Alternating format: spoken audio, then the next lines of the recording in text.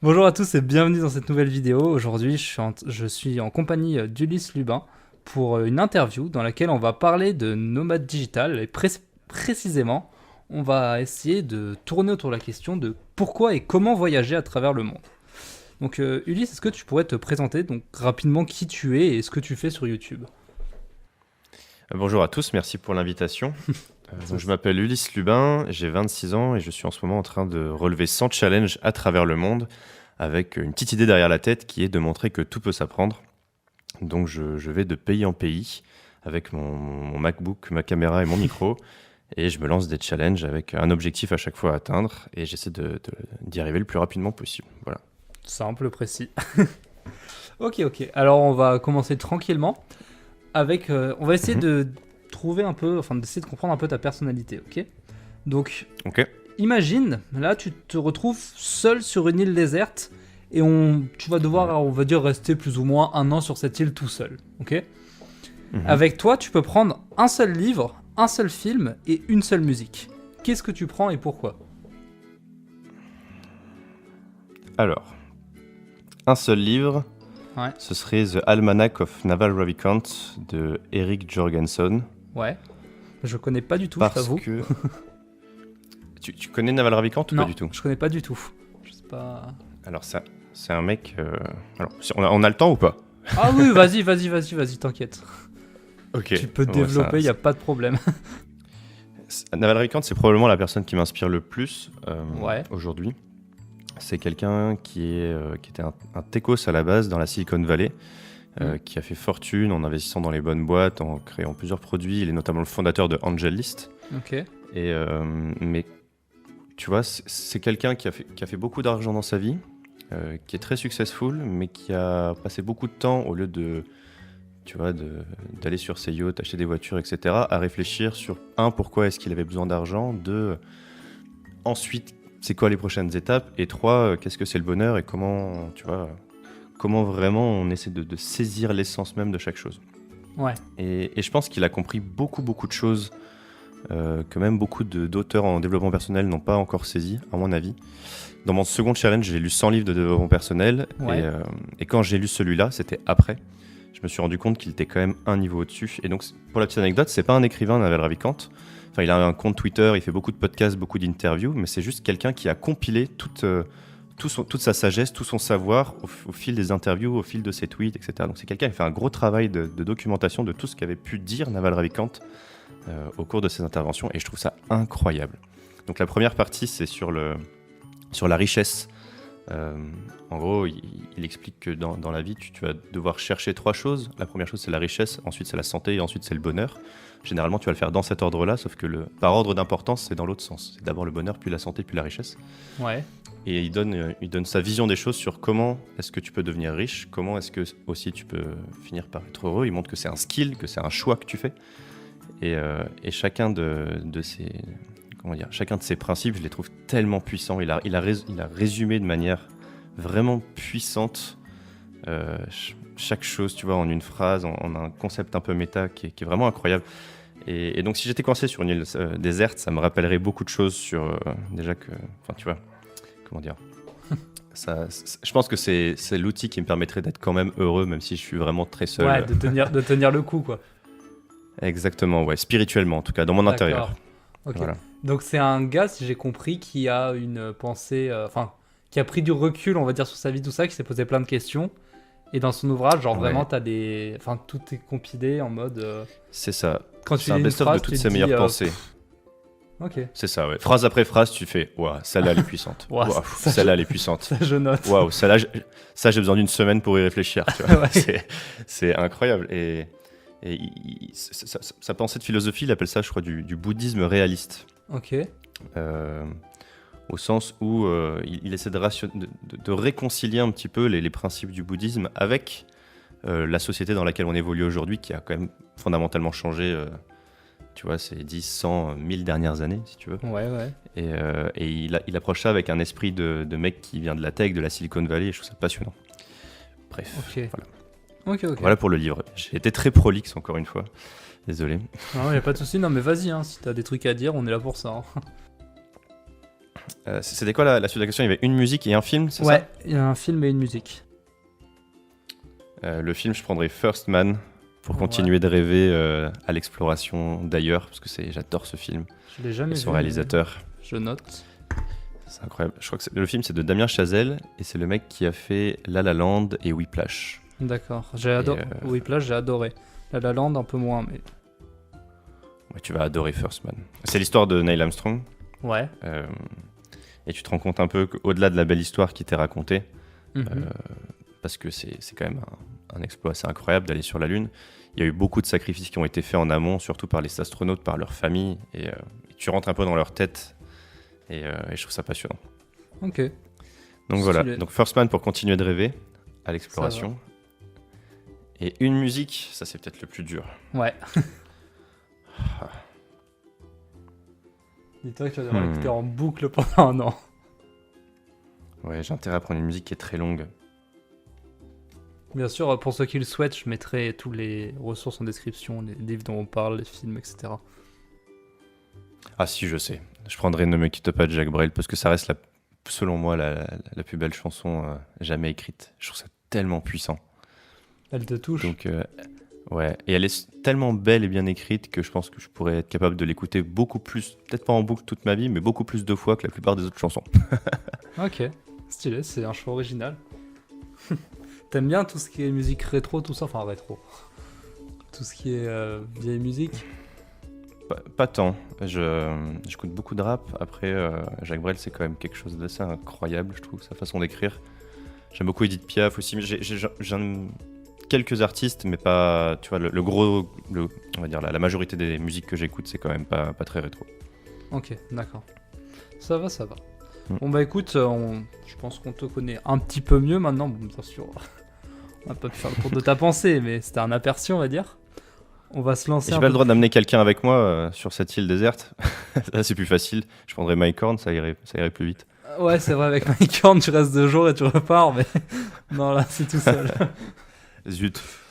Ok. Bon.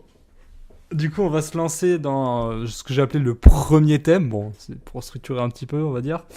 Sur le minimalisme et le consumérisme. Donc, toi, tu l'as pas, enfin, on l'a pas encore dit, mais tu es devenu minimaliste et surtout nomade digital. Un nomade digital, pour ceux qui ne le savent pas, pour te faire très simple, c'est quelqu'un qui voyage à travers le monde avec son ordinateur. Enfin, vraiment simplifié. Et pour voyager à travers le monde, c'est pratique quand on n'a pas grand-chose, quoi. On peut pas amener sa maison. Et du coup, moi, je voudrais savoir, toi, est-ce que c'est pour ça que tu es devenu minimaliste ou est-ce que tu as d'autres raisons d'être devenu minimaliste? C'est pas la raison première, par contre, c'est une raison pratique. Donc, Ouais. c'est pas pour ça que je l'ai fait. La raison pour laquelle j'ai fait, c'est que j'étais dans un travail un peu à la fois à l'extérieur, mais aussi à l'intérieur, de réduire toutes les charges mentales que j'avais pu me construire dans le passé. Ouais. Et ça, si tu veux, j'ai initié j'ai initié un certain nombre de changements pour arriver à réduire ça au minimum. Donc d'abord j'ai quitté Paris, ensuite j'ai quitté mon CDI, ensuite je suis parti en digital nomade, ensuite j'ai vraiment fait toute une introspection sur ce que je voulais faire, comment est-ce que je voulais disposer de mon temps. Et ça a déjà réduit beaucoup de sources de stress, etc.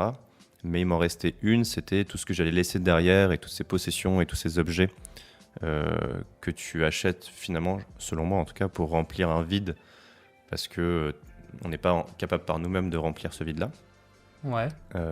Et ça, c'est un peu l'un des mensonges marketing qu'on nous a martelé depuis des décennies, si tu veux. Donc on a été éduqués dans cette philosophie-là. Mais voilà, moi je sentais qu'avoir une voiture c'était un stress, avoir un appartement, le gérer même de loin et de le louer, même si ça peut m'apporter de l'argent, c'était une sorte de... Tu vois, pareil, c'était une petite charge mentale. Ouais. Et pour être vraiment libre, parce que la liberté c'est ma valeur fondamentale, j'ai voulu réduire ça au minimum. Donc le minimalisme c'est un bon mouvement de pensée qui te permet d'acquérir un peu cette liberté mentale, on va dire. Et ça passe, mais c'est pas uniquement ça, par le fait de réduire ses possessions physiques. Moi, du coup, je savais que j'allais partir en nomade digital, que j'avais plus besoin d'avoir 1 million d'objets, j'avais plus besoin de 30 paires de chaussures, si tu veux. Bah oui. De toute façon, en voyage, j'en ai 2 avec moi. Ouais. Donc, plutôt que de faire un gros tri, j'ai juste ouvert une valise, enfin même 2 valises, une valise pour l'été, une valise pour l'hiver, Ouais. Je les ai remplis avec ce que je préférais. Et le reste, j'ai soit donné, soit jeté, soit vendu. Voilà. Ok. D'ailleurs, t'as fait une vidéo à ce sujet, hein. Je la mettrai dans la description si les gens veulent aller carrément. voir. Et Alors la vidéo, Oui, vas-y. la vidéo, elle est plus centrée quand même sur l'aspect physique des choses, si tu veux. Ouais. Sur le fait, ok, je dois avoir une petite valise parce que je vais partir en voyage, donc je réduis à 75 objets tout ce que je possède. Mais dans le minimalisme, tu as beaucoup d'autres domaines, si tu veux, à explorer. Ouais. Et du coup, si j'ai bien compris, toi, t'es devenu minimaliste parce que t'avais des charges mentales liées aux objets et tu considères que les publicitaires, le marketing, tout ça, ils nous ont martelé depuis l'enfance qu'il nous faut des objets pour être heureux, et toi, tu penses que c'est l'inverse. Sans objets, on est heureux, c'est ça? Enfin... J'ai pas dit ça. En fait, le minimalisme, c'est pas tant de plus consommer, c'est de ne plus consommer par excès. C'est-à-dire, est-ce que tu as vraiment besoin de cette chose-là? Moi, j'achète plus que des choses dont j'ai besoin aujourd'hui. Et ça m'arrive d'acheter des choses, si tu veux. Même, oui. Il y a pas longtemps, je perds une casquette. J'ai une casquette avec moi, j'aime bien avoir une casquette. Bon, j'en ai racheté une. Oui. Mais c'est vraiment de penser d'abord aux besoins. De quoi tu as besoin? Ouais. Et une fois que tu as rempli ça, si tu diminues un peu tes attentes, tes désirs, tu te retrouves beaucoup moins, on va dire, stressé par cette idée qu'il faut posséder plein de choses, qu'il faut avoir une grande maison, qu'il faut avoir un prêt, qu'il faut avoir une voiture, une assurance, etc. Et là, c'est vachement puissant parce que quand je suis en voyage, je me balade, je regarde même pas trop les magasins, si tu veux. Je me dis pas, faut que je ramène ça chez moi ou quoi que ce soit. De toute façon, je suis plus de chez moi, donc. Oui, clairement. Voilà. Ok. Et du coup, sur la même lignée, le consumérisme, je suppose que tu es contre, sans trop de surprise. C'est pas. En vrai, il n'y a pas de être contre ou pour, tu vois. Le fait de voyager, c'est une façon de consommer, si tu veux. Tu prends des avions, tu vas dans un co-living, tu vas ici, tu vas là, j'ai un Mac, j'ai un micro, tu vois. C'est vachement bien, je trouve. Le fait d'avoir le choix, d'avoir des opportunités, encore une fois, c'est... Pourquoi est-ce que tu achètes les choses? Est-ce que tu les achètes parce que tu as besoin de ça? Est-ce que tu les achètes pour remplir un vide? Est-ce que tu les achètes parce que tu as un problème d'ego, que tu veux montrer socialement que tu as de l'argent, que tu es plus fort que les autres ou... Voilà, on parlait tout à l'heure de Naval Ravikant, tu as aussi cette idée de réduire un peu l'attente que tu as, à la fois de toi-même, à la fois des autres dans sa philosophie. Et quand tu fais la paix avec beaucoup de choses, en fait, tu te sens beaucoup moins, on va dire... tu te sens beaucoup moins tu ressens beaucoup moins le besoin de t'entourer de beaucoup d'objets, selon moi. D'accord. Donc, tu dirais que faut consommer les choses qui sont bonnes pour toi. Qu'est-ce qui te rend heureux? De quoi tu as besoin? Tu vois, si tu as une collection de timbres et que tu l'adores et que tu adores la montrer et que quand quelqu'un vient chez toi, tu montes ta collection de timbres, garde absolument ta collection de timbres, ne la jette pas. Tu vois, ça va t'apporter beaucoup. Maintenant, si tu as une collection de timbres qui est dans un placard et que tu continues de choper des timbres et que tu sais même plus pourquoi tu l'as fait, peut-être qu'il est l'heure de s'en séparer. Ouais. Peut-être, je sais pas, mais... C'est une supposition. Ok. Bon, si jamais vous voulez pousser davantage ce sujet du minimalisme, je vous mets en description un documentaire de 1 heure, je sais plus qui l'a fait, je sais pas si tu te souviens. C'est Matt Davella. J'imagine que tu parles du documentaire sur Netflix sur le minimalisme. Ok. Ouais. Donc c'est Matt Davella qui l'a fait, il est très très bien, c'est vachement bien. Ouais, clairement. Donc si vous voulez aller vous renseigner davantage, voilà, vous avez tout en description. Ok. On va parler un peu d'argent, si tu es OK avec ça. Allons-y. Ok. Donc, comme tu l'as dit, tu as quitté ton CDI pour voyager à travers le monde, en tant que nomade digital, du coup. Et une question que les gens qui... Enfin, 6 mois, par exemple, j'ai envie de me lancer en tant que nomade digital, une des premières questions qui va me venir, c'est comment je fais pour gagner de l'argent? Parce que forcément, ça implique quitter son travail. Et donc, toi, pour gagner de l'argent... Si j'ai à peu près compris, tu as une newsletter qui te permet de te rémunérer, c'est ça? C'est une des sources de revenus. Ok, t'en as plusieurs. Ouais, j'essaie de diversifier un petit peu. Ouais. Déjà, il y a ma chaîne YouTube qui va bientôt atteindre le stade de la monétisation. Évidemment, ça va pas me rapporter beaucoup, donc je mise pas beaucoup là-dessus, mais c'est une première source. Ouais. À terme, en tout cas, sur le long terme. La deuxième, c'est la newsletter. C'est comme ça que je préfère monétiser, on va dire... c'est cette audience que j'arrive à me trouver plutôt que d'ouvrir un Tipeee ou autre. J'étais pas très à l'aise avec ça. Ouais. J'adore écrire et donc c'était naturel pour moi, en plus des challenges, c'est-à-dire je vais faire des vidéos, de documenter tout ce que j'apprenais, tout ce que je faisais, toutes mes méthodes à l'écrit et ça de le partager. Je trouve que ça a une vraie valeur, c'est pour ça que je le monétise et je suis à l'aise avec ça. Donc ma newsletter elle coûte 5 € par mois, la newsletter complète en fait, il y a une version gratuite, une version complète. Ouais. Quand tu es abonné gratuitement, tu vas recevoir la première partie de ma newsletter qui contient une introduction sur le challenge, le sujet sur lequel je vais m'aborder. Je sais pas, ça peut être l'apnée, ça peut être bientôt les pompes, ça peut être le handstand, ça peut être de peindre, dessiner, etc. Plus ma vidéo YouTube. Et quand tu es abonné payant, donc à 5 € par mois, tu reçois la seconde partie qui va vraiment résumer les learnings de ce que j'ai pu... de la discipline, vraiment mes méthodes où je vais vraiment essayer de réduire au maximum pour te donner une sorte de cadre d'apprentissage le plus efficace possible pour te faire gagner du temps si jamais tu veux te lancer. Par exemple, tu vas apprendre 1000 décimales de pi comme je l'ai fait, voilà toute la méthode que j'ai utilisée et voilà. Oui, c'est efficace parce que, comment dire, ça tu pourrais le couper si tu veux, et voilà comment moi je l'ai éprouvé et j'y suis arrivé en tant de temps. Donc voilà, tu vois, ça peut te donner un peu un ordre d'idée. Et donc ça c'est la deuxième partie. Ouais. Et la troisième partie c'est vraiment plein de ressources pour aller plus loin. Ça c'est mon côté un peu curieux. De toute manière moi je creuse chaque sujet à fond. Donc je me dis autant noter tous les... Tu vois, tu parlais tout à l'heure du documentaire sur le minimalisme. Ouais. Il était dans ma newsletter dans la troisième partie. Ouais, Je vais partager des podcasts ou je vais partager plein de choses comme ça. Des livres, des records aussi. J'aime bien les records. J'ai vu ça, ouais. Donc voilà, donc ça c'est la deuxième source on va dire de revenus qui aujourd'hui est pas encore ma principale, je pense que c'est la deuxième. Ouais. La troisième source de revenus ce sont des conférences que je donne la conférence que j'ai construite s'appelle Apprendre à apprendre. Ouais. Et donc ça je la donne dans des écoles et dans des entreprises et il y a 2 objectifs à ça. La première c'est de faire péter toutes les barrières mentales qu'on peut s'imposer et qui nous empêchent de passer cette initiative à se lancer dans une nouvelle discipline parce qu'on a peur, on pense que c'est pas pour nous, que c'est trop compliqué, etc. Et la deuxième, c'est de vraiment mettre tout le monde tout le monde, en tout cas les gens avec qui je suis, dans une nouvelle dynamique d'apprentissage, c'est d'apprendre mieux, c'est d'apprendre plus vite et d'avoir les bonnes méthodes et d'enlever aussi toutes ces idées reçues et tous ces a priori qu'on peut avoir. Et ça, aujourd'hui, c'est ma source de revenus principale. Ok, d'accord. Je savais pas du tout pour tes conférences. Je pense que t'en parles pas sur YouTube, ça, non? Non, pas encore. Ça va venir, je pense, un peu plus tard. Je suis encore en train de la travailler, de l'améliorer. Mais ça, c'est plus avec mon réseau que j'avais d'avant, parce que j'étais entrepreneur. Après, j'ai aussi travaillé sur Paris. Ok. Et voilà. Ok. Et donc, t'arrives bien à subvenir à tes besoins? Ouais, en fait, typiquement, je pense qu'on va y venir à ces questions-là, mais quand tu veux partir en digital nomade, en tout cas quand tu veux voyager et que tu veux te créer une source de revenus, la première question que tu te poses, c'est de combien j'ai besoin. Ouais. Tu vois, j'ai gagné très très bien ma vie à Paris, mais je savais qu'en partant, en tout cas à court terme, j'allais pas aussi bien gagner autant d'argent. Ouais. Mais je joue en mode facile parce que j'ai aucune contrainte. Le minimalisme, ça aide financièrement, mais il n'y a pas que ça. J'ai pas d'enfant, j'avais pas de voiture, j'ai pas d'appartement, j'ai pas de dette.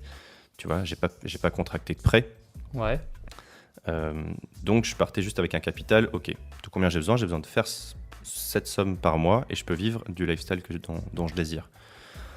Grosso modo, avec 2 000 € par mois, tu vis très très bien en digital nomade. Si tu bouges pas toutes les semaines, tu peux bouger tous les 1, 2 à 3 mois. Si tu vas dans des pays où le niveau de vie est un peu moins élevé, tu peux aller en Thaïlande, tu peux aller à Bali. Là, en ce moment, je suis en Tanzanie, si tu veux, et j'ai pas du tout besoin de 2 000 € par mois, c'est même plutôt 1 000 dont j'ai besoin. J'avais mis un peu de sous de côté avant de partir, mais pour l'instant, j'ai pas perdu d'argent, si tu veux. D'accord. Enfin, pour résumer, la première question à te poser, si jamais tu veux vivre, mais même, peu importe le lifestyle que tu veux, en fait, c'est d'abord réfléchir au lifestyle dont tu as envie, et ensuite te poser la question, ok, si je veux ce lifestyle-là, de quoi j'ai besoin? Combien il faut que comment est-ce que je peux gagner cet argent-là ensuite? Et derrière, en fait, on peut résumer ça en une phrase, c'est créer un business autour du lifestyle que l'on désire. Okay. C'est un peu ça l'idée. Ok. Et du coup, comme tu disais, tes dépenses, dépendent de là où t'es, c'est ça? Enfin, ça dépend des pays. Exactement. Et exactement, tout le monde pense que voyager ça coûte très cher, c'est pas forcément vrai, mais c'est sûr que quand tu travailles toute l'année et que tu as 5 semaines de vacances, tu as envie de te faire plaisir et du coup tu vas dépenser beaucoup d'argent en vacances, donc ton référentiel sur ce que ça coûte dans le voyage est forcément biaisé. Mais tu vois, là, je suis dans un endroit très sympa, en Tanzanie, dans une villa incroyable avec piscine, etc. Et je paye moins cher, beaucoup moins cher que mon loyer à Paris. Ouais. Ok. Donc, C'est pas mal. Et voilà. en termes de dépenses, globalement, en fait, tu dépenses pour enfin, pas ton appartement, pour ta location et pour la nourriture? Ou tu as d'autres choses que tu dois payer fréquemment en tant que nomade digital? Non, bah tu payes juste une assurance de digital nomade, mais comme tu vas pouvoir te payer une mutuelle, tu vas payer tes billets d'avion. Moi, ce que je fais, c'est que j'évite d'aller en Amérique du Sud pour ensuite retourner en Asie, pour ensuite aller en Afrique. J'essaie d'aller dans des pays qui sont pas loin. Ouais. Donc, tu vois, j'ai commencé par l'Espagne, puis après, je suis allé en Italie, ensuite, je suis allé en Bulgarie. À chaque fois, ça m'a coûté moins de 50 € les billets. Ensuite, j'ai voulu aller un peu plus loin. De Bulgarie, je suis allé aux Émirats Arabes Unis, parce que j'ai cette contrainte du Covid en ce moment, donc c'est plus difficile de trouver des pays qui sont juste à côté. Ouais. Pareil, ça m'a coûté, je sais pas, 150 €, 200 €. Et là, des Émirats Arabes Unis, j'ai payé. Je suis resté un mois là-bas, à Dubaï. J'ai payé aussi 200 € pour venir en Tanzanie. Mais je prends que des allées simples, des lignes directes qui sont à côté. Et ça facilite les choses. Donc, ça, c'est une dépense qui va être récurrente tous les mois, 2 mois, 3 mois. Ça dépend de combien de temps tu veux passer dans l'endroit. Mhm. Donc, ça reste acceptable en termes de billets d'avion. Ensuite, tu as ta location, enfin l'endroit où tu vas dormir. Donc, ça, tu peux imaginer que c'est généralement moins cher qu'un loyer en France. Ouais. Bon, sauf si tu es en coloc à Saint-Etienne, si tu veux. Mais voilà. Ok. Et après, pareil, tu as le budget bouffe. Généralement, là, ici en Tanzanie, ça coûte vraiment pas grand-chose et on mange super bien. Mhm. Si tu vas en Thaïlande, tu peux manger thaï dans la rue et ça va te coûter 1, 2, 3 € le repas. Ah oui, ça va. Voilà. Et il y a quoi d'autre comme source de dépenses? Après, il y a un peu les à côté aussi. Moi, ça m'arrive de faire quelques petites excursions, etc. Là, par exemple, là, j'ai prévu d'aller monter le Kilimandjaro. Ça, c'est un vrai coût. Ouais, Mais tu m'étonnes. Mais finalement, quand tu payes ta salle de sport, tes cours de yoga, etc., est-ce que c'est pas. C'est aussi une dépense que tu as à côté. Tu vas sortir avec tes potes, tu vas lâcher 50 balles dans un bar. Moi, si je me fais une grosse soirée ici, je vais peut-être dépenser 10 €, tu vois. Ouais, ça va. Donc voilà, c'est de combien tu as besoin. Et ensuite, réfléchir à ce que tu as envie de faire. Ensuite, comment tu peux résoudre cette équation un peu. Voilà. Ok. Donc, alors attends. Quoi, on était sur l'argent. Ouais, je suis en train d'essayer de réfléchir pour créer des liens de cohérence, mais dans ma tête, ça carbure. T'as parlé d'une assurance de nomade digital. Est-ce que tu peux expliquer un peu plus ce que c'est? Parce que je t'avoue, je connais pas du tout. Et peut-être ça peut intéresser des gens si jamais ils veulent devenir nomades. Quand tu es à l'étranger, tu vas être.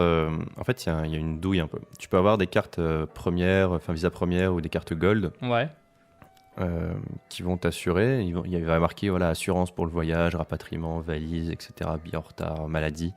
Sauf que généralement, ça t'assure pour les 3 premiers mois de ton voyage, dans les petites lignes, tu vois, dans les grands contrats, quand tu lis. C'est généralement ça.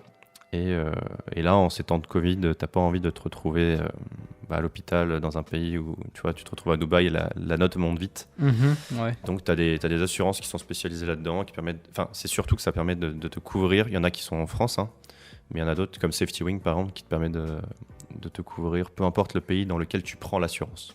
Ce qui est pratique. Par exemple, là, si je voulais me faire assurer, sachant que je suis déjà en Tanzanie, il faut venir signer des papiers, etc. C'est un enfer administratif. Ouais. Alors qu'il y a des trucs qui existent. Voilà. Ok. Bah, écoute, puisqu'on parle d'administratif, on va passer. Bon, j'avais 2-3 questions dessus, donc tant qu'à faire, autant y aller. Niveau des impôts, tout ça, est-ce que du coup, ça se passe comment? Tu dois. Je t'avoue, je connais pas du tout. Donc, Alors, pour l'instant, j'ai encore payé mes impôts en France, là, cette année. ouais. Après, j'ai pas trop étudié le truc, mais il me semble que quand tu passes un certain temps de l'année en dehors de l'État français, Ouais. tu n'as plus besoin de payer des impôts dans cet État-là. Ok. Ce qui fait sens dans le sens où tu bénéficies plus des infrastructures publiques de ce pays-là. Ouais. Donc je sais plus exactement. En fait, je crois que je m'y intéresserai quand ça va arriver. Ouais. Et quand il va falloir que je regarde un petit peu plus en détail ce que c'est. Donc j'ai pas la réponse exacte, mais il me semble que voilà, en étant digital nomade, tu n'as plus normalement cette contrainte-là. Après, à vérifier. Ok. Ok. Et du coup, Par contre, je déclare toujours, enfin, ma société est toujours en France. Si tu veux, je suis toujours sous le statut d'auto-entreprise en France, et donc là, forcément, je paye mes cotisations en France. ok, tu veux dire par rapport à YouTube et ta newsletter, c'est ça? Enfin, tout. Ouais, par rapport à tous les revenus que je peux faire, il y en a d'autres qui choisissent, par exemple, vu qu'ils sont plus forcément rattachés à un lieu physique, Ouais. qui choisissent de monter leur boîte, par exemple en Estonie ou dans d'autres pays, qui créent justement des e-résidences, on va dire, pour attirer des entrepreneurs, Ouais. et notamment des digital nomades, D'accord. où c'est plus avantageux. Mais moi, pour l'instant, je suis bien comme ça. Ok. Et du coup, est-ce que tu as aussi des papiers que tu as dû faire pour voyager ou quoi ou non, pas spécialement. Écoute, toutes mes lettres de résiliation de tous les trucs auxquels j'étais abonné en France, c'est tout. Ok, non, il Voilà. n'y a pas de truc particulier, c'est-à-dire t'as pris ton ordinateur et t'es parti quoi. Ouais, c'est ça, j'ai fait ma valise et j'ai juste checké mes vaccins et c'est tout, je crois, hein. Mais Ok. je suis pas très prévoyant, moi, comme garçon. Alors, je suis pas, je suis sûr, je suis probablement pas un bon exemple. Bon, Voilà. ça dépend pour qui. En tout cas, en termes d'organisation de voyage, je suis vraiment le pire, quoi. Je suis arrivé en Tanzanie jour 1, je fais bon, alors je vais où, je dors où.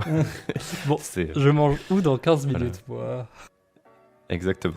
Voilà, j'aime pas trop, mais ça pareil, tu vois, ça fait partie de cet état d'esprit un peu de liberté, de pas se sentir contraint, ni par un lieu, ni par, tu vois, des plans ou quoi que ce soit. Ouais. Voilà, j'évolue au jour le jour et ça me convient bien. Ok, ça dépend, c'est un mode qui te... Ouais. Ça te stresse pas quoi de pas savoir ce que tu vas faire demain. Non, pas du tout. Mais j'imagine que pour beaucoup de gens, ça doit être très stressant et moi, c'est l'inverse. Le fait de me bloquer sur un mois un agenda, ça veut dire que je me ferme des opportunités à des choses qui pourraient m'arriver Ouais. et ça, j'en ai pas envie. D'accord, ok. Ok. Retournons un peu plus du coup sur, on va dire l'aspect fun, parce qu'administratif c'est pas forcément... Il éclate. Ouais. Parlons un peu de YouTube. Donc toi, bah, du coup, comme on l'a dit, tu as une chaîne YouTube où tu réalises 100 challenges. Et dans ces 100 challenges, à chaque fois, tu apprends aux gens à faire ce que toi, tu es en train d'apprendre. Et tes vidéos, quand même, elles ont une certaine qualité. Dans termes, enfin, c'est pas... On va dire, pour un YouTuber qui a 2500 abonnés, il y a beaucoup pire comme qualité YouTube vidéo. Et Ah bah c'est gentil. Moi, j'ai l'impression qu'il faut que je progresse drastiquement sur la qualité. Mais... oui, bah, bien sûr, en fait, tout le monde doit progresser, tu vois, mais je veux dire, tu regardes certaines chaînes, tu vois, déjà, tu as des bons sons, tu as une bonne qualité, et on voit quand même qu'il y a une cohérence dans ce que tu dis, tu vois. T'es pas juste en mode, ah, j'ai allumé ma caméra, ah, salut à tous, aujourd'hui, on va parler de d'arbre droit. Non, t'es en mode, Ouais. t'as réfléchi à ce que t'as dit, et même des fois, tu vois, je regardais un peu, t'as des plans où, genre, tu poses la caméra, et enfin, je sais pas si je me souviens plus précisément, mais enfin, on voit que c'est des plans un peu travaillés. Je sais pas comment dire ça. Ouais. En fait, en ce moment, je teste plein de trucs. Ouais. Je teste plein de formats différents. Je teste des formats longs, des formats courts, des formats avec des gens, des formats où je suis seul, des formats où j'écris, des formats où j'écris pas du tout. Ok. Je suis encore en train un peu de me chercher. Je pense que je me suis vraiment trouvé dans la newsletter, mais j'ai beaucoup plus d'expérience à l'écrit parce que j'avais déjà un blog avant. Ouais. Pour le coup, écrire, c'est quelque chose que je fais depuis longtemps. Mhm. Mais la vidéo, c'est encore assez nouveau, donc je me cherche. Ouais. Voilà. Je pense qu'on est un peu pareil. Moi, pareil, j'essaie de faire un peu des formats Et puis, différents. ouais, aussi, chaque challenge est assez unique, chaque discipline est différente. Tu peux pas vraiment l'aborder de la même façon, donc il y a vraiment, tu vois, Ouais, aussi un jeu c'est sûr. chaque challenge a un nouveau casse-tête sur comment est-ce que je vais le présenter, comment est-ce que je peux en tirer le maximum, et voilà. Bah, clairement, rien que ce soit, si jamais tu dois prendre des choses comme par exemple le gainage ou les décimales de pi, c'est pas du tout la même chose en termes d'approche, quoi. Donc, Exactement, voilà. Bon, décimale de pi, d'ailleurs, j'avais pas encore mon micro, et à chaque fois que je la réécoute, je me tire les cheveux oh, du son, mais... ça va, hein. Mais bon. Honnêtement. Il y a un principe en entrepreneuriat qui dit si t'as pas honte de ton produit, c'est que tu l'as lancé trop tard. Ouais, Je j'adore. l'applique aussi à YouTube. J'adore Voilà. cette phrase. C'est pour ça que je m'étais lancé sur YouTube. Genre, j'avais lancé ma première vidéo, je me suis dit, je suis pas content, parfait. Ça va me permettre de bien m'améliorer. Ok. Et du coup, en termes de qualité de son, est-ce que tu pourrais dire rapidement ce que tu utilises comme matériel pour, déjà pour moi et pour ceux qui s'intéresseraient? Parce que bon, t'as quand même un bon micro, tout ça, une bonne caméra. J'ai un micro que j'utilise là en ce moment qui est assez pratique parce qu'il il se plug partout. C'est un Shure MV88+, et c'est un micro qui se plug aussi à ton téléphone portable, donc c'est assez pratique. Ouais. T'as un petit trépied dessus. Là, Ok. je l'ai branché à mon ordi. Et donc voilà, je voulais vraiment un petit truc, pas un gros matos, quelque chose de très portable, assez petit, et ça me va bien. Ça t'a coûté combien ça? Je sais plus, c'est terrible, ça doit coûter, je sais pas, 200, 250 Ok. par là. Ok. Et après j'ai mon MacBook et j'ai une petite caméra, une Osmo Pocket, pareil, dans la même idée. J'essaie de réduire au maximum, j'avais pas envie de me trimballer un gros truc, mais je pense qu'il faudrait que j'investisse sur une caméra plus quali. Mais d'un autre côté, mon côté minimaliste me dit non. Ok, ouais. Et j'ai un drone aussi, j'ai un Mavic Air, pareil, qui rentre dans une toute petite pochette. Ok. Donc assez pratique pour voyager. Ok. Et pour les montages, du coup, tu montes sur Adobe? Enfin, Premiere Pro, ouais. Premiere Pro. Ok. Ça va. Voilà. Et j'ai quelqu'un qui m'aide de temps en temps sur les montages aussi. D'accord. Ok, parce que moi je sais en fait, j'ai pas trop parlé de ça, mais je me dis peut-être essayer le nomade digital. Enfin, c'est dans mes idées en tête, tu vois. Mais j'ai un truc qui me pose problème, c'est que mon ordinateur ne me permet pas de faire de montage. Donc.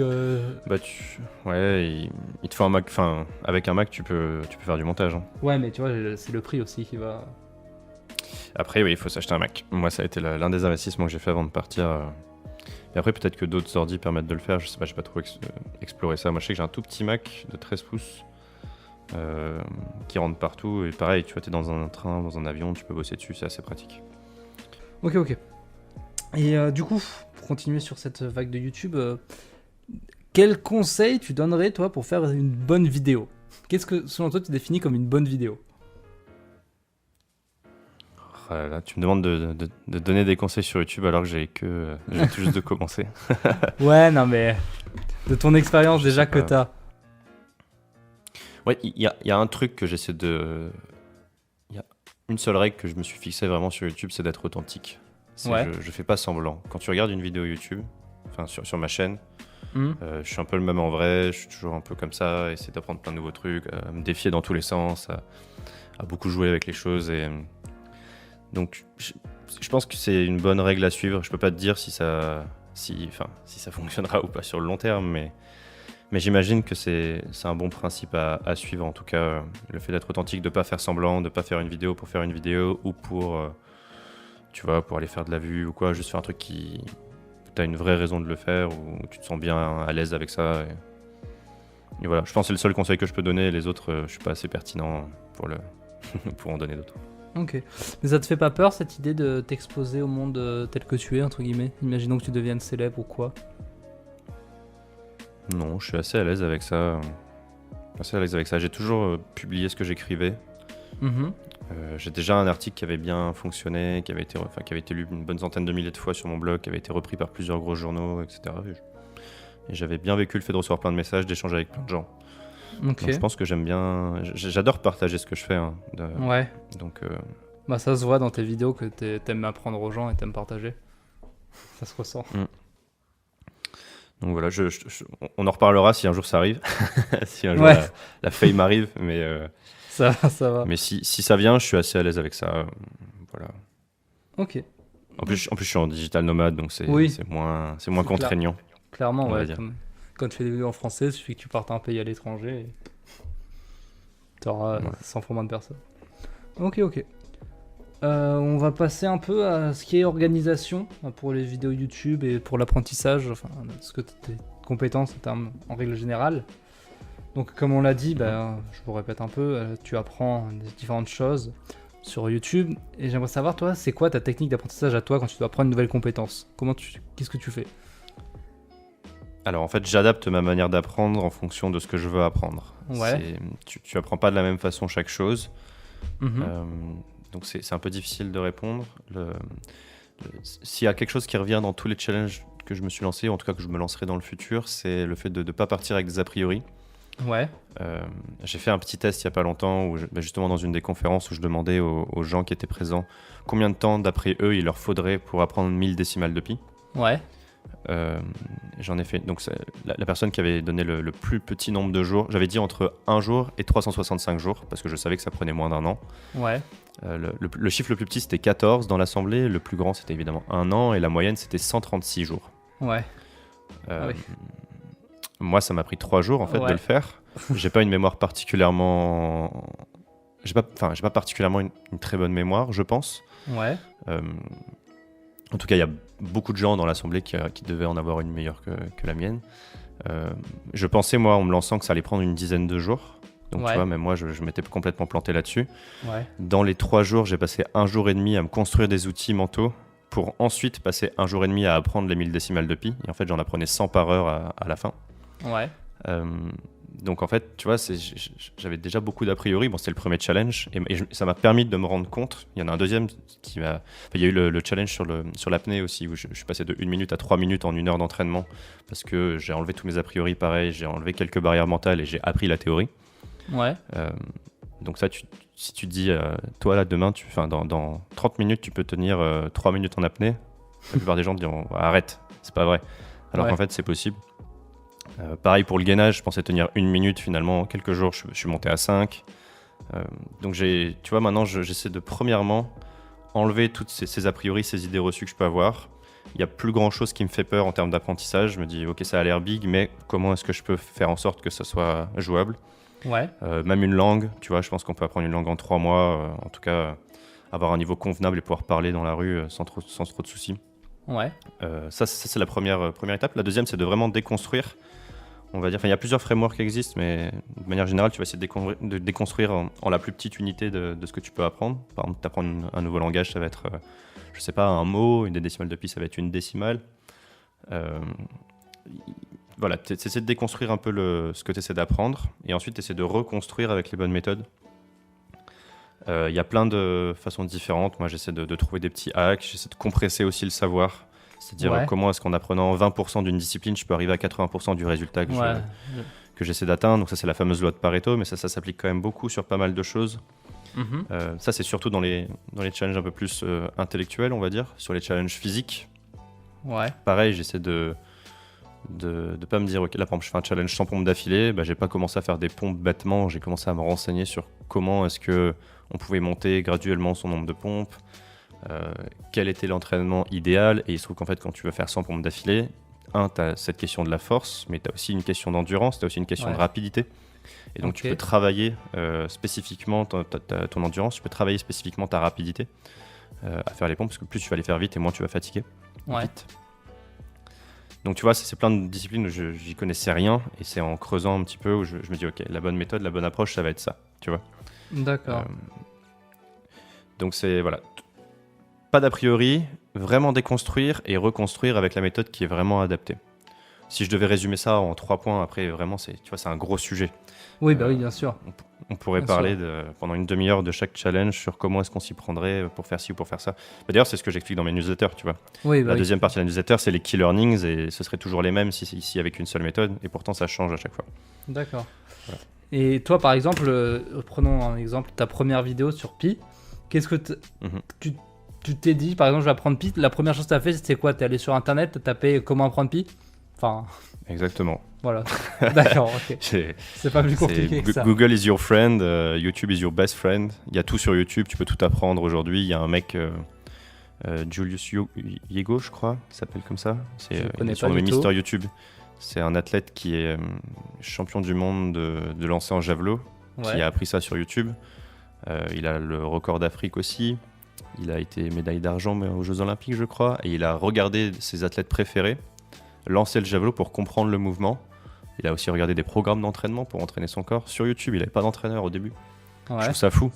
Tu peux tout apprendre sur YouTube. Il y a plein de plateformes comme Coursera qui te donnent accès aux meilleurs cours donnés par les meilleures universités gratuitement en ligne.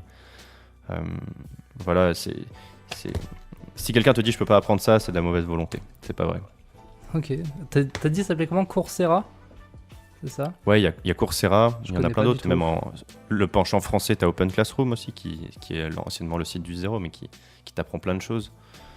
Il y a même des formations qualifiantes aussi que tu peux trouver aujourd'hui en ligne. Ouais. Donc voilà, mais j'ai tapé dans Google comment apprendre 1000 décimales de pi, ou comment apprendre un grand nombre de décimales de pi, je sais plus ce que j'ai dit, mais... et l'idée c'était d'adapter ma méthode. Et d'ailleurs, tu n'apprends pas 1000 décimales de pi comme tu en apprends 100, comme tu vas en apprendre 10. Ouais, oui, bah oui, c'est sûr. Évidemment, il faut adapter ta méthode au volume, si tu veux. D'accord. Et du coup, c'est bien que tu parles un peu de formation en ligne, parce que je comptais aborder un peu le sujet avec toi. Qu'est-ce que toi, t'en penses des formations en ligne ? Ben, j'en pense que c'est si c'est quali, c'est bien. Enfin, je pense que plus t'as de choix, mieux c'est. Ouais. Et ensuite, faut aller apprendre pour des bonnes raisons. Le premier truc que je dis aux gens, c'est déjà pourquoi est-ce que tu as envie d'apprendre ça. Ensuite, Ok. si tu as une bonne raison, tu peux te donner les moyens de le faire. Pourquoi est-ce que tu as envie d'apprendre l'espagnol? Moi, j'ai eu 8 au bac d'espagnol. J'étais Ouais. nul en espagnol. Et j'avais aucune bonne raison d'apprendre ça. Ouais. J'étais à l'école. Enfin, si tu veux, j'allais pas parler en espagnol demain à midi. Mm. Voilà. Et quand je suis parti en Amérique du Sud il y a l'année dernière, ou il y a 2 ans, je sais plus, en sac à dos tout seul pendant 2 mois, bon, bah là, j'avais une bonne raison d'apprendre l'espagnol. Je suis parti, je connaissais 3 mots. Enfin, je savais dire hola, ¿qué tal? Me llamo Ulises et una cerveza por favor. Et, et à la fin, j'allais en date en espagnol. Enfin, tu vois, je sortais qu'avec mes groupes de potes espagnols et je me sentais bien. Ok. Mais parce que j'avais une bonne raison d'apprendre cette fois. Donc c'est pareil un peu pour les formations en ligne. Si tu as une bonne raison d'apprendre quelque chose, si quelqu'un a fait quelque chose de très quali et que ça permet d'accélérer ton apprentissage, alors gagne du temps. Le temps, c'est précieux. C'est très précieux. J'essaie Mhm. de redonner de plus en plus d'importance à mon temps en ce moment. Ouais. Et donc voilà, après si c'est quelqu'un qui t'explique des trucs que tu sais déjà ou si tu peux le faire par toi-même, si ça te fait pas gagner du temps fondamentalement, bah autant pas dépenser d'argent. Voilà, ça dépend. D'accord. Et même si c'est pas diplômé à la fin. Ouais, les diplômes, ça dépend. Si tu veux travailler dans une grosse boîte en France, bah, c'est bien d'avoir des diplômes. Mm. Aujourd'hui, on nous a inculqué un modèle de réussite particulier qui est de faire des études, d'être diplômé, de faire un prêt, d'acheter une maison, de se marier, d'avoir un chien, un chat, Ouais. d'avoir un job stable. C'est un modèle qui était tout à fait valable il y a quelques années où quand tu voulais gagner de la thune, sauf aller monter une boîte, sauf aller être salarié. Mm. Aujourd'hui, avec l'avènement d'Internet, tu as de plus en plus de modèles qui se créent. Il y a 10 ans, 20 ans, personne n'aurait pensé pouvoir vivre d'une newsletter, si tu veux. Ou de pouvoir Ouais. faire des conférences depuis son Mac, depuis la Tanzanie. Ça n'a aucun sens, si tu veux. Ouais. Surtout pour nos grands-parents. Donc, Clairement. il y a de plus en plus de modèles qui existent. Donc, voilà, à quoi servent les diplômes? Si jamais tu veux aller dans un modèle préétabli, c'est plus que recommandé, surtout en France.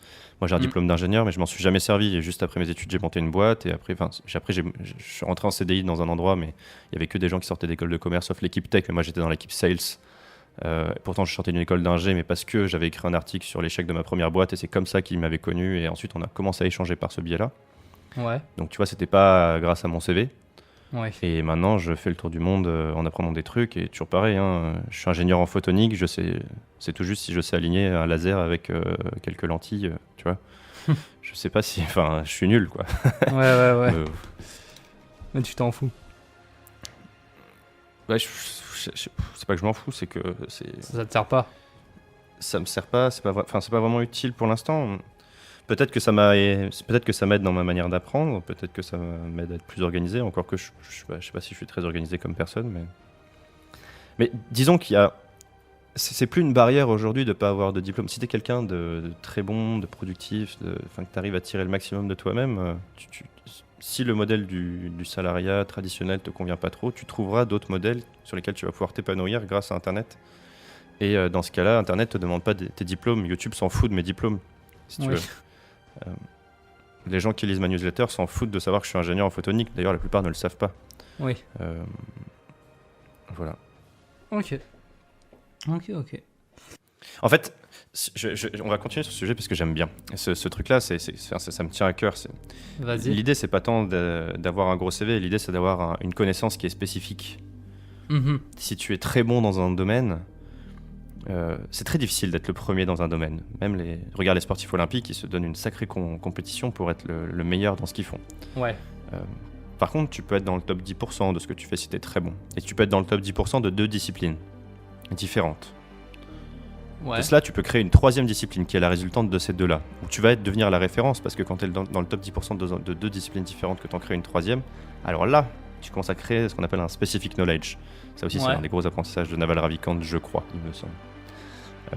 Mais le fait d'avoir tu vois, un domaine où tu es vraiment bon, spécifique là-dessus, les gens vont s'en foutre de ton diplôme. S'ils ont besoin de cette connaissance-là, s'ils ont besoin de cette compétence, ils seront prêts à payer cher.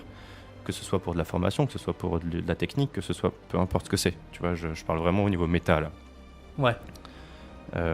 Donc, pareil, si moi je devais recommencer à zéro ou quoi, la première chose que je ferais, c'est j'apprendrais quelque chose de très spécifique, où j'apprendrais 2 disciplines, j'en créerais une troisième, j'essaierais de devenir la référence de cette chose-là.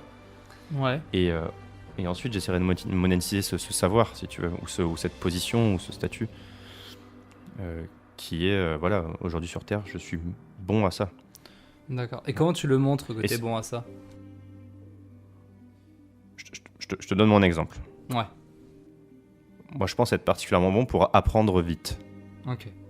Je le monte sur YouTube, et pour l'instant, comme j'ai pas beaucoup d'abonnés, je le monétise en faisant des conférences sur comment apprendre à apprendre. Ouais. Specific knowledge, tu vois. Ouais. Donc tu peux le montrer de plein de façons. Tu peux faire un podcast, tu peux faire des... Enfin, t'as les réseaux sociaux, t'as plein de choses qui existent pour le montrer. Ok. Voilà. Qu'est-ce que t'en penses, toi, de ça? Bah écoute, moi je suis complètement d'accord avec toi par rapport à tout ce qui est diplôme, tout ça. Après, en fait, tu vois comme ça a été martelé dans ma tête, comme dans la tête de beaucoup de gens, c'est difficile à se retirer de ce truc de le diplôme est pas important. Tu vois, je le sais, et en fait, je pense que c'est un travail qu'il faut faire sur soi-même, du recul de... Bien sûr, mais regarde-toi, t'es super jeune, t'es déjà infopreneur, t'as déjà une chaîne YouTube, enfin tu fais plein de choses. Ouais. Ça veut dire que t'as compris ça encore plus tôt que beaucoup d'autres gens. Moi, j'ai dû attendre d'être ingénieur pour comprendre ça. Ouais. Alors peut-être que du coup j'ai un filet de sécurité, on me dira, mais en fait, ça veut dire quoi un filet de Même sécurité? pas, Moi, ouais. si tu veux, je serais malheureux si je reprendrais un job en CDI classique. Donc un filet de sécurité pour être malheureux, ça sert à rien, tu vois. Enfin, Bah, tout le monde voit ça par le biais de l'argent, tout le monde voit l'argent comme étant une contrainte. Il faut gagner de l'argent, tu vois. Cette phrase, elle Ouais. est terrible, il faut gagner de l'argent. Non, ouais. L'argent, ça doit pas être une contrainte, ça doit être un outil qui t'en enlève. Mm. Donc, à partir de là, comment est-ce que tu peux... Tu vois, on en revient un peu à la première partie, quand on parlait de créer un business autour du lifestyle que l'on désire. Malheureusement, aujourd'hui, on te pousse, en tout cas, à faire l'inverse. On te pousse à trouver un job et aller à Tours pour aller faire ton premier CDI, si tu veux. Je dis Ouais. Tours au hasard, hein. Peut-être que Oui, c'est oui, très oui. bien Tours, j'y suis jamais allé. Mais on te pousse à aller dans un endroit spécifique pour ça. C'est l'inverse, tu adaptes ton lifestyle à ton business, c'est-à-dire que tu te déménages dans une ville pour aller travailler tu vois, parce que tu as passé ton diplôme et que c'est là-bas qu'il y a ce job-là. Tous les gens qui montent à Paris pour avoir des carrières professionnelles, c'est l'inverse, tu devrais réfléchir à l'inverse, je pense. Hein. Enfin, en tout cas, j'ai l'impression d'avoir compris ça, tu vois. Ouais. Et c'est pour ça que j'en parle beaucoup, parce que je trouve ça tellement important d'avoir compris ça. Mais peut-être que j'ai tort, mais en tout cas, je me sens beaucoup plus heureux que quand j'étais à Paris. Donc je pense qu'il n'y a pas de bon ou de mauvais modèle, mais il y a des gens heureux et des gens malheureux. Et généralement, moi, je préfère écouter les gens qui sont plutôt heureux. Naval Oui. Ravikant en est un exemple. Je vais vraiment aller voir ce gars dont tu parles parce qu'il a l'air de t'avoir bien marqué. Ouais. Plus que les 100 livres de développement personnel, tu vois. Ok. Alors après, je pense, par rapport au développement personnel, personne n'a raison, personne n'a tort, mais je pense qu'il y a certaines personnes qui vont dire des choses qui vont toucher certaines personnes plus que d'autres, tu vois. Que peut-être que toi, cet auteur, il t'a particulièrement touché parce que t'avais un point sur lequel t'avais pas du tout, on va dire, de la lumière, pour parler d'un terme un peu philosophique, un peu religieux même, mais peut-être tu vois une autre personne qui, elle, avait déjà compris ce que toi, t'avais pas compris, mais qui, peut-être par exemple, est plus timide. Ah, ça va être un autre livre de développement personnel. Tu vois, par exemple, moi, mon livre que j'adore, c'est Comment se faire des amis d'Dale Carnegie. C'est vraiment un livre que j'ai lu qui m'a, je sais pas comment dire, retourné le cerveau parce qu'en fait, il dit des choses tellement simples et c'est justement parce que c'est tellement simple que c'est des trucs que j'étais en mode, bah ouais, en fait, c'est pas compliqué, tu vois. Et donc, clairement. Et donc, je pense que ça dépend ça dépend vraiment de la personne, ce dont elle a besoin. Enfin, on en revient encore à cette idée de... Ouais. Je pense qu'il faut faire quand même attention avec les idées de développement personnel. Celui de Naval Ravikant, c'est une forme de développement personnel, mais c'est presque de la philosophie, en fait, hein, ce livre-là. Ouais. Mais ça en a tout l'air aussi. Mais de manière générale, pour ce livre comme pour tous les autres, les auteurs vont te décrire une méthode, généralement, qui ont fonctionné pour eux. Et le sujet, c'est un peu toujours le même. C'est comment est-ce que tu peux devenir une meilleure version de toi-même. Grosso modo, le développement personnel, c'est ça. Enfin, Ouais, tu vois, on peut dire ce qu'on veut, mais l'idée, c'est de tendre vers quelque chose de meilleur. Mm. Euh, et du coup, il y a beaucoup de conneries aussi dedans. bien sûr. Parce que c'est des méthodes qui ont fonctionné pour eux et ils essaient de te la proposer. Voilà, c'est pour ça qu'il faut arriver à faire vraiment l'abstraction de tout ça. Moi, dans mon challenge, j'avais essayé de sortir pour chaque livre les learnings, tu sais, en 2, 3, 4, 5 points. À chaque fois, et je me suis fait tout un... Ah, c'est terrible, je parle avec beaucoup trop d'anglicisme, mais je me suis fait une sorte de feuille Y a pas avec de chaque souci. livre, l'auteur, la date et chaque point que j'avais compris, enfin, chaque truc intéressant qu'il y avait en plus dans ce livre par rapport à un autre. Ouais. Et en ayant sorti tout ça, bon, après voilà, je suis tombé sur la lecture de Naval Ravikant. Mais voilà, faut toujours faire un peu attention avec ces livres. Ok. Faut pas se mettre la pression vis-à-vis de « Ah, j'arrive pas à faire ça, j'arrive pas à faire ce truc qui est marqué dans ce livre-là », tu vois. Ouais. Moi, Oui, j'ai oui, lu bien tu sûr. vois, tous les trucs sur les Miracle Morning, etc. Pour autant, j'arrive pas à me lever à 5h du mat. Ça m'arrive de temps en temps pour aller regarder le lever du soleil, mais c'est tout. Ouais. Et je l'ai fait il y a 2 jours et je me suis rendormi à 7h parce que j'étais fatigué. Je me suis réveillé à 9h. Enfin, tu vois, Ouais. et je me mets pas la pression parce que je suis pas productif le plus le matin ou quoi. Faut Ouais, trouver faut- ce qui nous correspond. C'est ça, faut s'adapter à son rythme.